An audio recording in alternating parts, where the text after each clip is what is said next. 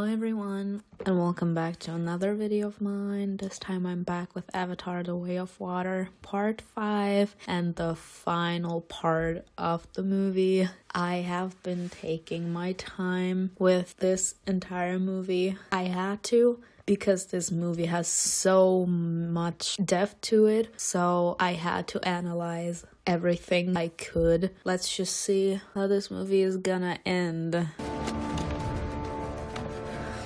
It's the bow for me. I already said it in the second part. This bow has a sentimental meaning to Neytiri because it reminds her of her father. It reminds her of his death. It reminds her of how he reigned and that he entrusted her with the safety of their clan. She had to leave her clan behind, and so the promise that she gave to her father and her holding that bow has now a different meaning. She was holding that arrow. She was holding onto it with all her might. It was like, please give me strength. Please don't fail me. She is putting all of her hope and the lives of her children into the capability of the bow. Let's just say it like this. She has that sentimental connection to that bow. And she's like, my father was not capable to save himself with that bow. Like, she's not worried about herself. She's worried about her sons, about her daughters. She's like, please don't let this be the end for my children. Bitch, you messed with the wrong tribe.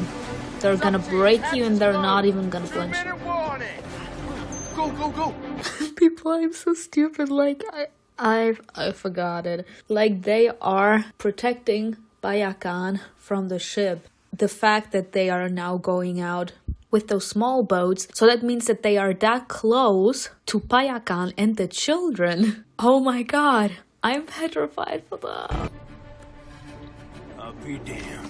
Sully's kids. Go that way! I'll draw them off! I am so worried for Natayam. Oh my god, Natayam! Don't lose him, stay on him. We're going after Loak. In the last movie, technically, everyone went after Jake. And now, even though Natayam had that tracking device, they're going after Loak. Like, where's Natayam now? They're going after Loak. Oh my god! Yes, Loak! This is literally like the first movie. Neytiri was fighting for Jake because she believed in him. And now Loak is fighting here to prove something to his parents, to his brother, to his family. And she came with them because she believes in him.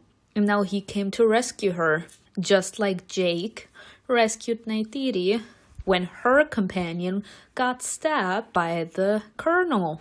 You remember that big sword? He stabbed that tiger. She wasn't capable to get out of that situation. And then Jake got into his view and caught their attention. He saved her now too. It is coming! We gotta go! I have to pause. I have to say this. I was so proud of Loak. I'm so proud of Loak. He's literally doing everything that the parents thought he wasn't capable of. As in keeping his family safe, keeping a clear head in the most dangerous situations, being capable to think strategically. Everything that they thought that he was too immature about, that he wouldn't be capable to understand anything because he's too young, he doesn't get it. And in this particular scene, he's proving everyone wrong that has doubted him and his capabilities. He's saving everyone. And how is he doing it?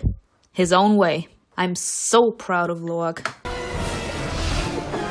Oh my. I did say in the last part that Jake saw himself reflected in Loak, and that's why he was being so hard on him, because he was petrified that Loak would be doing the same mistakes as him, because he can see it. He can see that he's similar to him. If you choose the wrong side or do the wrong decision, it's gonna cost you dearly, and I can see that happen to you. In this particular situation, Loak called upon that situation himself, just like Jake did back in the day when he chose the Na'vi over the humans. It's not like he did it on purpose, but like he knew that his actions would have consequences on the people around him. And that's exactly what Jake feared. He didn't want his son to end up in a situation like this. He called upon that situation when he went to warn Payakan, and that's why they're being persecuted now. The parallels is so powerful in this movie. Yeah, I remember you. Cuff him to the rail. Be brave. 300 yards. What I don't like for a fact is that colonel took the earpiece to communicate with Jake just to spite him, because this is actually just spiting him. He knows that he can see them. He knows he can see them. And now he took the headpiece and is trying to talk to him, as in driving him even more mad for not having listened to him in the first place, and that this is all his fault, blah blah blah. As in everything he never wanted to go through. Everything he was trying to avoid, his biggest nightmare, has come true. No. I will not hesitate to execute your kid. I'm coming out. Is that Payakan? Oh, it's Payakan because they bonded. You hit him now, they attack. Wait till he's on board. Okay, I'm sorry. I have to stop. Like, are we seeing how he's acting? This is what happens when you touch someone holy to you. I don't want to be that strong by saying that he has the feeling that he's losing his child, like what's happening with Neytiri and Jake, but literally having such a close relationship to someone. To me, the strongest relationship you can have to someone is when you are capable to call someone that has not been part of your family since birth family. Family is the most powerful thing I could call you, because to me, family is holy. Family was like there since the beginning. They have raised you. They should know you better than anyone else. That's why it hurts me so much to see that hurt feelings from Loak by not receiving that kind of love, because it's possible that he has the same kind of mentality.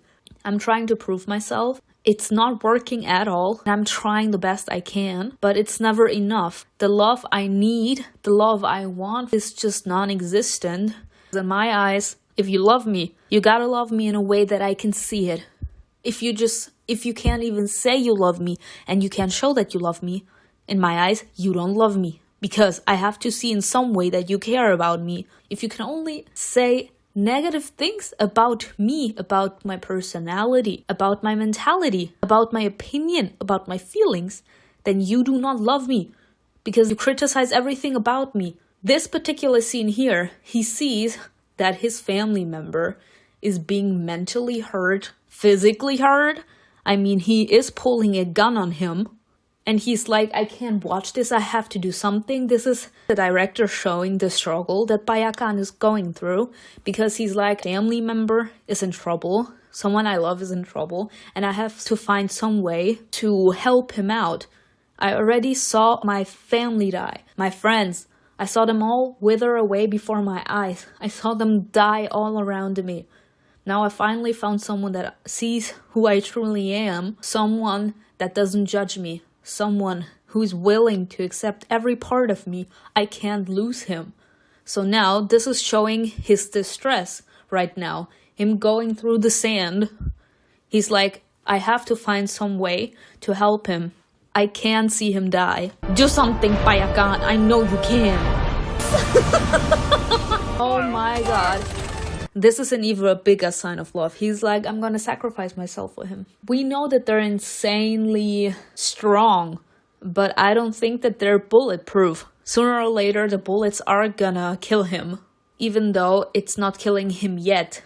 It hurts me to see Loak here, because he's like seeing it. He's seeing the only family member. Someone that finally saw me for who I truly am. Someone that loves me for who I am. That bonds you even more with that person. Because you're like, we are the same. We understand each other in a way that nobody else would ever be capable to. He's witnessing someone that he has developed that special kind of connection to be killed technically in front of his eyes. They're shooting him.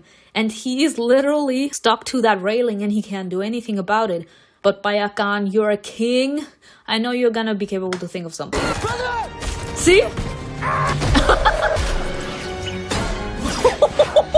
Yes! Honestly, they are iconic. I didn't think that there could be anything as iconic as Neytiri's shooting the arrow with the bow. This is even more iconic. This is him like saying, I'm a hunter and I love it. Then Abi get all the blessings from me. Kill them all. Honestly, you know what I find more iconic than anything else?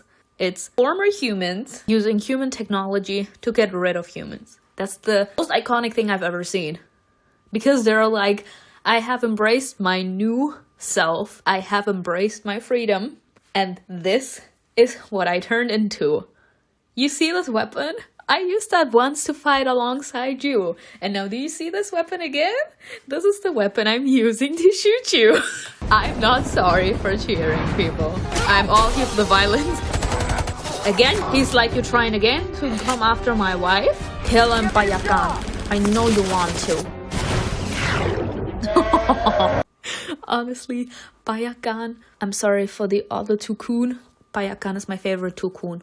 He was like, I have seen your tricks when you attacked me back then, when you took all my family away from me, my friends. You have brought isolation on me, loneliness, sadness, despair, hopelessness, regret, depression. I have you to thank for everything I've been through.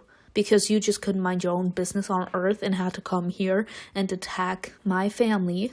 You have caused me a life in isolation, as a reject, as an outcast. And now, I'm unleashing my wrath on you. This is my revenge. I have studied all your moves. I know exactly how all of your weapons work. I've seen them up close and I survived. Love it. He's like, I know everything you can throw at me. Try me. The second he saw that thing, he immediately turned away because he knows. Is he pulling the anchor? Did it wrap around his... People, he's doing it on purpose. He's doing it on purpose. He turned to the right to let that rope wrap around his head and then put that rope into his mouth because we know how incredibly strong Tukun can be. We saw it when they killed that other Tukun and he was like, you wanna ride?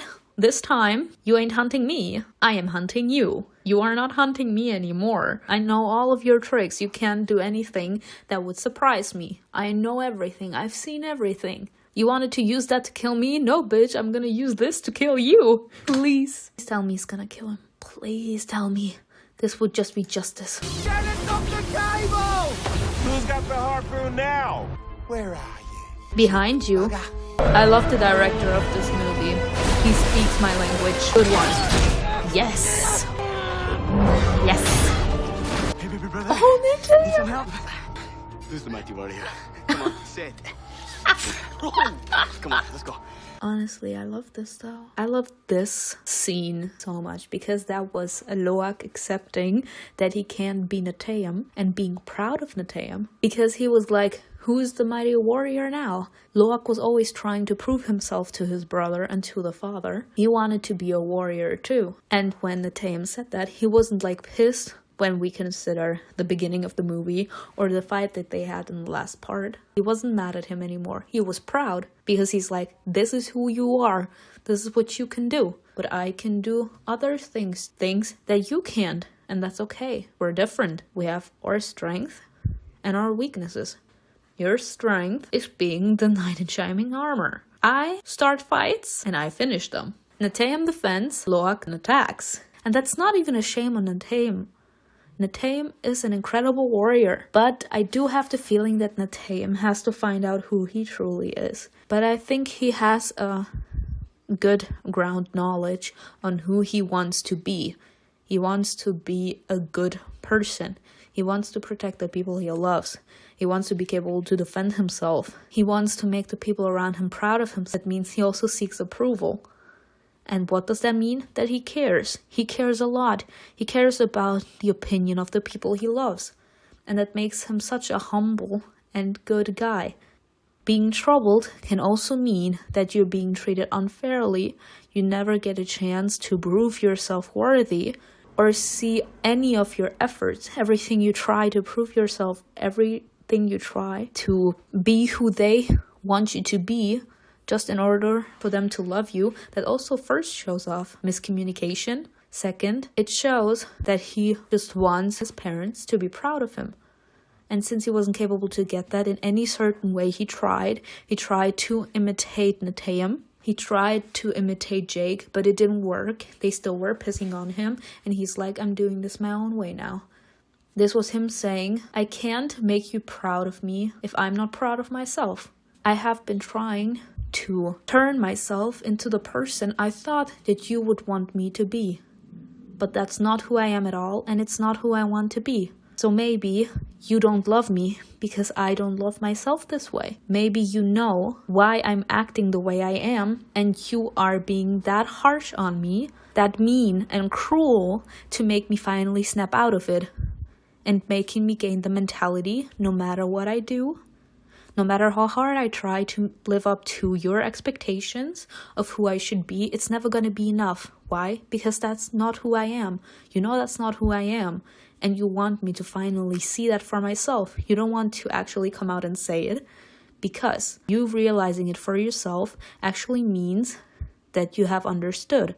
You have understood that this is not who you are. And you have understood that you don't want to change yourself for nobody, even if it is your parents.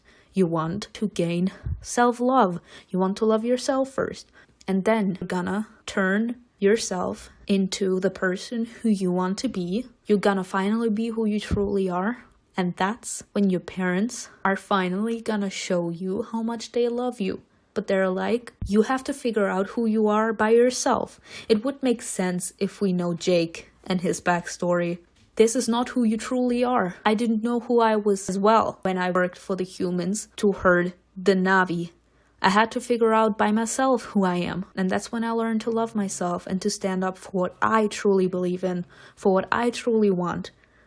I had to figure it out by myself, because if somebody would have told me, it wouldn't have changed a thing, because I would have been like, I don't believe you, it's not true, and I would have denied everything. I had to find out by myself that this is not who I am, and that this version of myself is not who I want to be. And Loak finally found out who he is.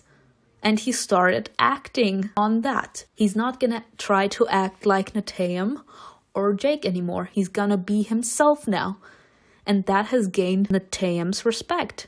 It has gained his respect because we saw that he was like going through Loak's hair when he gave him the compliment. It was like, I see you, brother. He didn't have to say it, but that hand motion that Neteyam did to Loak was him saying, I see you. I appreciate you for who you truly are. Do not imitate me. Do not imitate father. Be you. I love this scene. We can't leave him. They went in to save Spider and they're gonna go out saving the girls.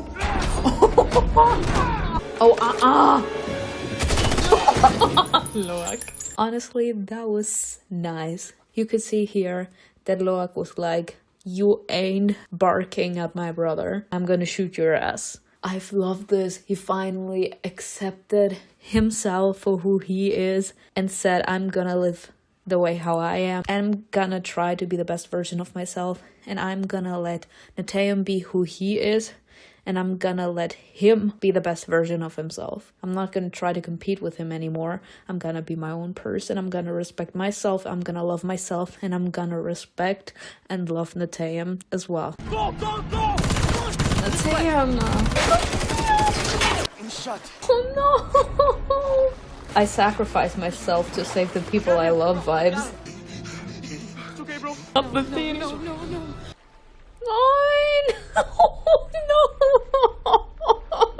He did. I felt that. I don't think we understand how deep this scene is. We're all focusing on people like, I don't know what to say. I'm actually broken. Like, there's literal tears in my eyes. They did not have to do that. They did not have to let Neteyam die. First off, now we're gonna analyze Loak. In the back of the screen, we see Loak, his hands covered in blood. And there's a saying for that. Your hands are as dirty as mine. His hands are covered in blood now, literally. He is right now blaming himself because he was like, we have to save Spider. And just because they went back, Neteyam got shot in the first place, and that's why he died. So he's gonna blame himself for having told Neteyam to go back. Neteyam didn't get out of this alive, but Loak did. Who does this remind you of? Payakan. Yes, exactly.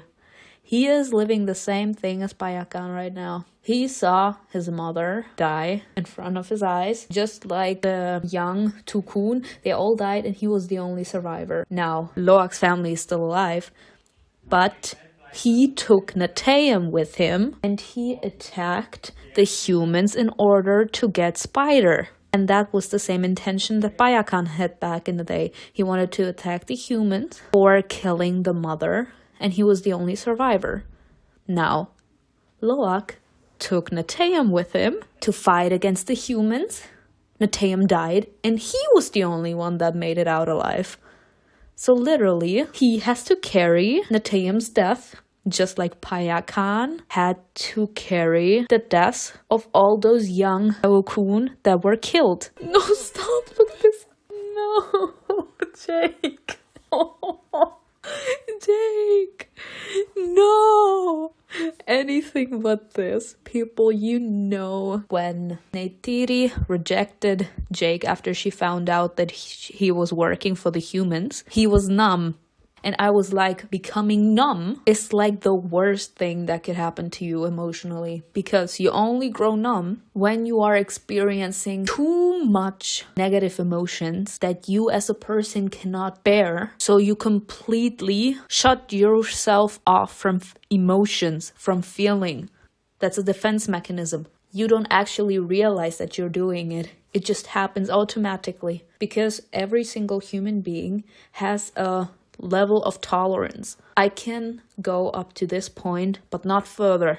I can suffer up to this point, but after that, it's too much pain for me to handle. I cannot carry that much pain inside of me without breaking. Or the human mind, instead of allowing all those negative emotions to emotionally kill you if you don't take your life before that. You know, some people aren't capable to deal with the pressure and the pain, and they don't really have that self-love that they want to continue to live, so they commit suicide.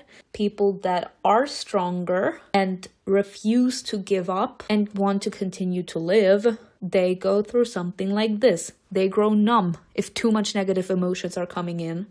He is not showing any emotion. When I found out that my grandpa was dead, and I was literally there seeing him take his last breath, but I was too young to understand, I was numb. I didn't cry, I didn't scream. I was numb. Then that was me trying to process what is happening and trying to accept the fact that my grandpa is dead. And after that, I started to scream and to cry, like what Neytiri is doing here. With Jake, it's two things. On one side, has to deal with his son's death. And from the other side, there is this voice inside of his head right now that's saying, I told you so. I knew that this was inevitable. I knew that somebody was gonna get hurt. And I knew that it wasn't gonna be me, because life is not done with me yet. I haven't suffered enough, apparently. You know, all those negative emotions that come up when you blame yourself. It kinda is his fault to a certain degree. Like, he shouldn't have tried to flee to another clan and seek shelter there, because that was only putting them in harm's way. He ran away from the humans. He knew it was only gonna be temporary. He knew that they were gonna come for him. I already explained it in a certain sense in the last part. He was unleashing all of his wrath, all of his frustrations that he was having on the inside by not knowing how the story was gonna end for him, especially with Courage still out there hunting him, and he knows how he is, and he knows how the humans are.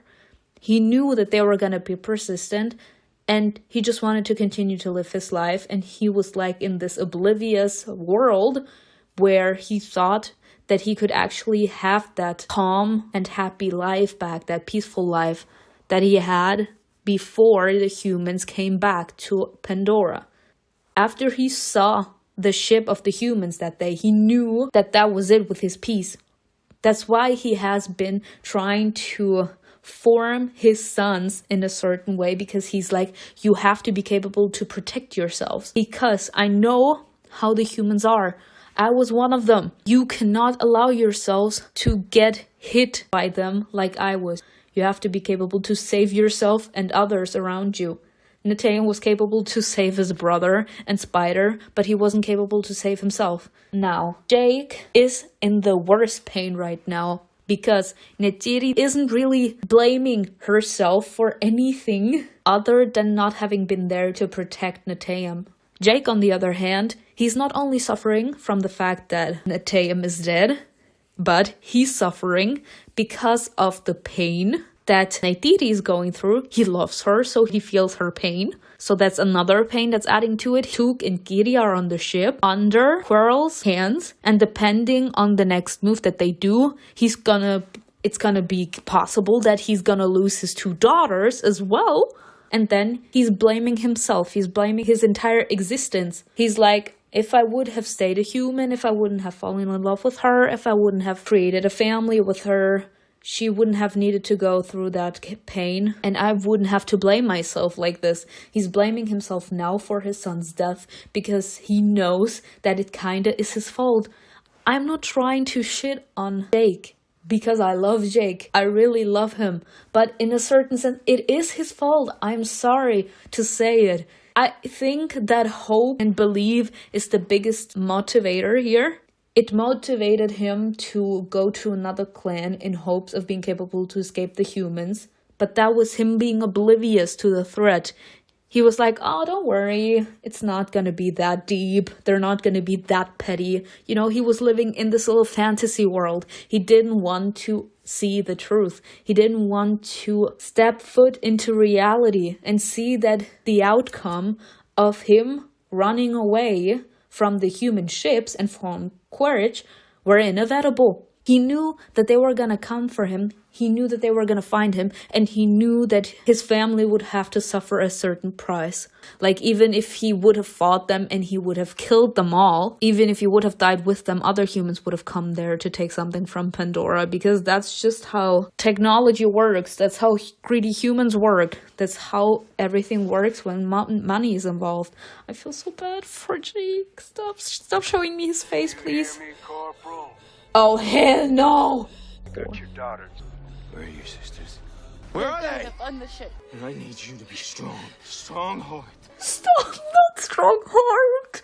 Not strong heart! People, I'm dying. Wasn't that what Neytiri told Jake in the first movie? When he was like, if you care so much about your forest friends, why didn't you just let them kill my ass? And she was like, you have a strong heart. Not him throwing it back at people. I'm done. I don't want to watch it anymore. It's the parallels and the deep meanings for me. I love the director for putting in so much deep meanings. I wouldn't want to be on her shit list right now. Dad, I want to go with you. You've done enough. Oh, look! People, I feel so bad. Like I said, he carries those deaths just like what happened with Payakan. But I don't think that's fair, Jake. I mean, I get why he's saying it, but it's not his fault. Like, it's not like Loak pulled the trigger. He didn't want something like that to happen. I feel so bad. They're all going through different stages of pain right now. Oh my god. Like, Jake right now is trying to blame Loak just to ignore the pain that he's feeling on the inside. I don't think that he actually blames Loak for Neteyam's death. He's just saying it so that he doesn't have to break down under the fact that he's blaming himself. Because right now he needs to be strong. This reminds me of the Titanic. Yes! You do realize that you're taking on a dream team, right? You ain't capable to kill shit. You already lost one kid today. You really want to lose another? Son of a bitch. That though. Son. For a son. Yes! I'm coming for you. When I do, I'll kill your whole family. He started it. Get it done. Yes. He started this war when he said, I'll kill your whole family. Just like the Titanic. Really now? He has been longer in Navi than you little bitch. Go down. You started about Nathan. It's all my fault. No, it's not. I can't make it. Can't lose you too, Dad. Please. No. You should just slow your heart down. Leave from here. Oh, I love it. He's teaching him now. Honestly, I love this scene. Why do I love this scene? Because his father has been lecturing him the entire time and was acting like, oh, he knows everything better. And I'm not saying that he doesn't know some stuff better than Loak, because Loak is still young, but Jake is not God. He can't do everything right. But the main point here is Jake has been lecturing Loak on how he should act. Now it's Loak's turn to teach Jake. What does that show?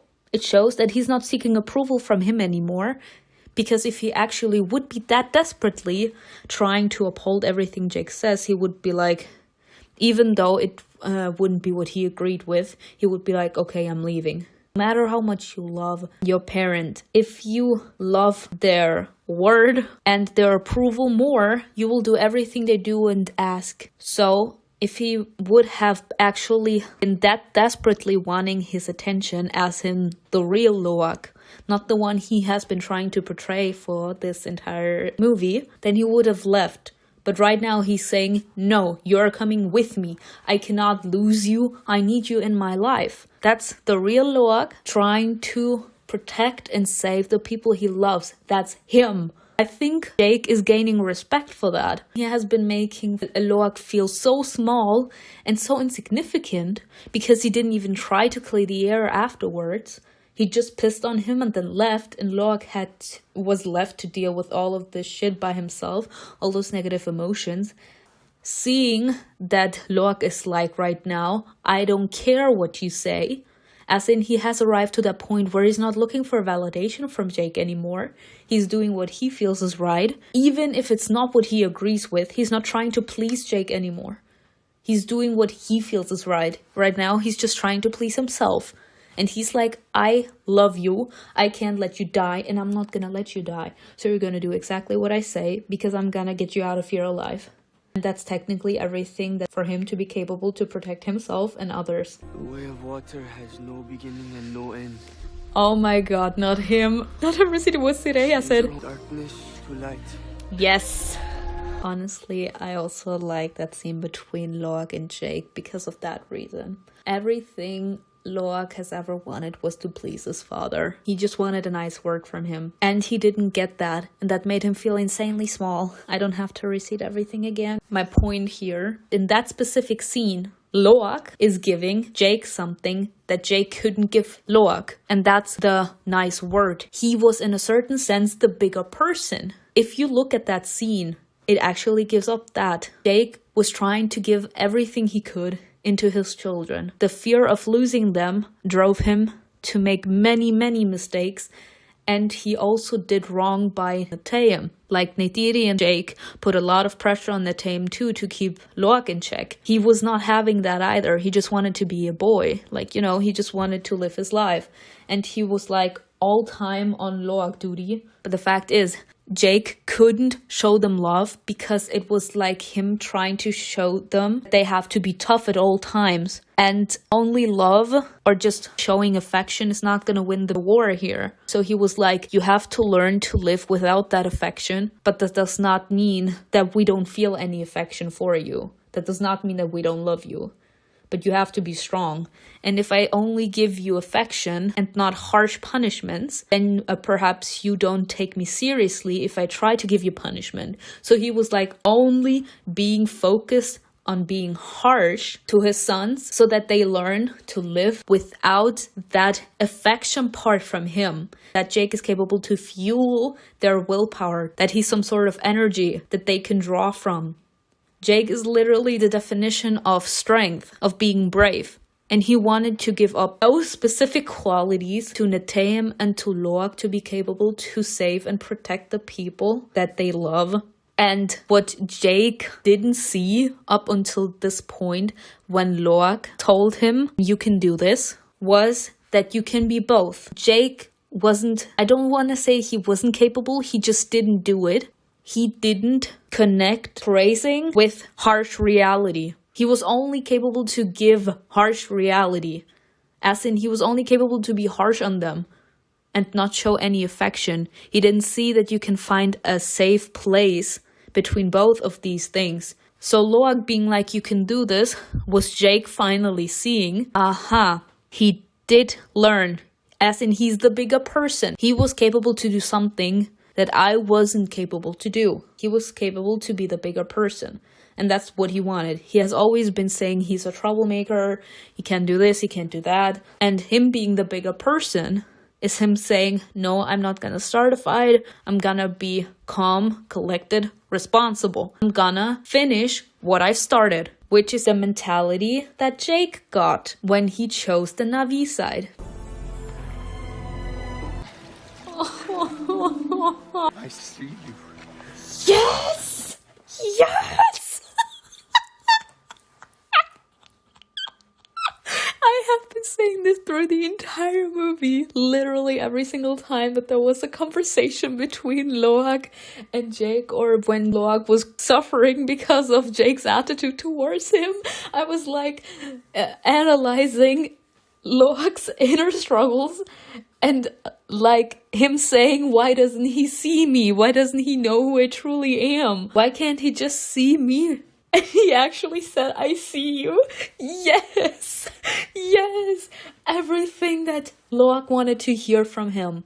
I see you. I know who you truly are. He finally used his words. Why? Because before he saw that you can be both. You can be harsh, but you can also show affection, as in, it's not a sign of weakness, and it's not embarrassing to show that you care, to show that you love someone. Loak did not hesitate to tell Jake how to be saved, and that he can't lose him, and that he needs him. After seeing that, he was like, I see you. I finally took in everything you've done right now, in this moment, and I could see who you truly are. Sully's stick together was our greatest weakness. That though. Strength. Why is it a weakness? Because the fact that Neteyam is dead is because they went back to get Spider. But the fact that Loak came there because he wanted to save everyone he could was the fact that Jake is now alive. It's a strength and a weakness. Right. Yeah. Oh. I was about to say, come here. A son or a son. Hold. He did not actually say that. No one is capable to replace Neteyam. No one. Him saying a son for a son was like, I lost Neteyam, but I gained Spider. That's what he said. You cannot tell me that this has any other hidden meaning. Every song chord must have a last beat. He's like, don't leave me. It's official, he did. Stop! It's tears for me! Why are you crying? She's happy to see you. No! I can't save my family by running. Open your eyes, come on. Oh my god, that was it. Stop, you can't do that to me. You cannot do this to me. They actually said I'm gonna end it like this. People, I'm actually suffering. They did not have to kill Neteyam. They really did not. They actually did me dirty. I actually loved Neteyam. He was one of my favorite characters. He did not. They did not have to kill Neteyam. Why? Why? Since when do we kill main characters? I don't like this. Neteyam was such a beautiful soul that he did not deserve to die. But anyway, Spider something else, but I did foresee that something like that would happen because it's still his father. And since he never had a relationship to his father, getting the opportunity to get to know who his father was, even though he is a piece of shit and he knows it.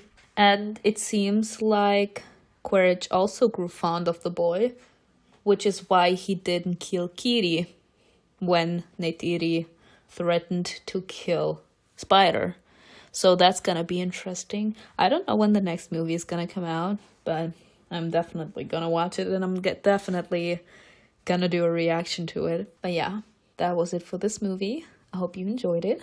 Tell me in the comments below what you think was best, and I will see you in another video. Bye!